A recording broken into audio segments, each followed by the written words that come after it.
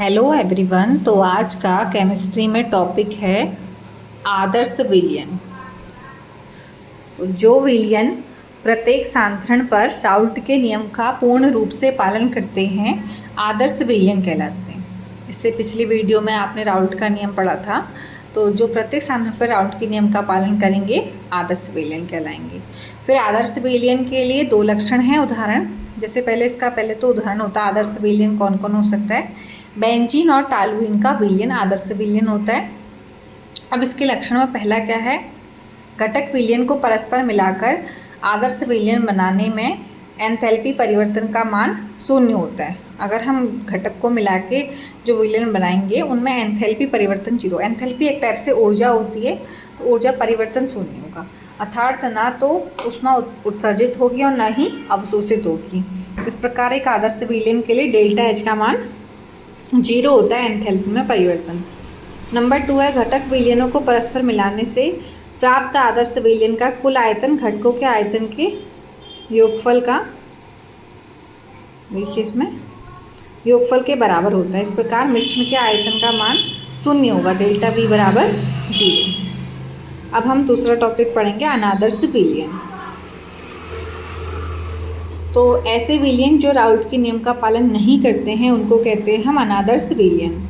अब अनादर्श विलयन दो टाइप के होते हैं। ऐसे विलयन जो राउल्ट के नियम से धनात्मक विचलन प्रदर्शित करते हैं। तो इसमें क्या है, देखिए धनात्मक विचलन प्रदर्शित करते हैं। इस श्रेणी में वे विलयन आते हैं जिनका वाष्प दाब प्रत्येक संगठन पर राउल्ट के नियम से गणना किए गए वाष्प दाब से अधिक होता है। देखिए जैसे PA greater than PA0 into XA, PB greater than PB0 into XB।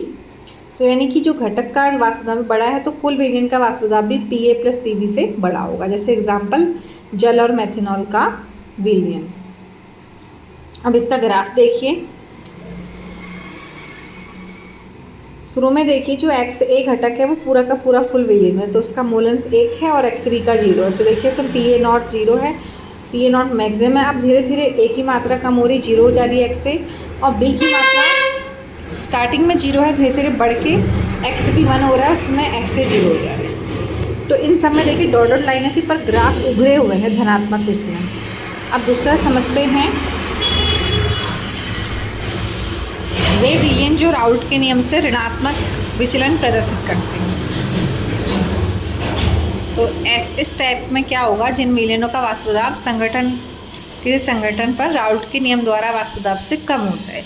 तो इसमें जो PA PB P के मान हैं वो PA0 XA PB0 XB से छोटे होंगे। देखिए PB0 इंटू XB से छोटे, P less than PA plus PB छोटे होंगे। जैसे एग्जाम्पल है जल और नाइट्रिक अम्ल का विलयन। फिर जल और नाइट्रिक अम्ल का विलयन, फिर इसका हम ग्राफ देखते हैं।